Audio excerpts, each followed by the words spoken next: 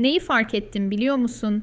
Birinin peşinden ne kadar çok koşuyorsan o kadar çok uzaklaşıyor insanlar. Ne kadar çok özür diliyorsan o kadar çok değersizleştiriliyorsun. Ne kadar çok emek veriyorsan o kadar tembelleştiriyorsun.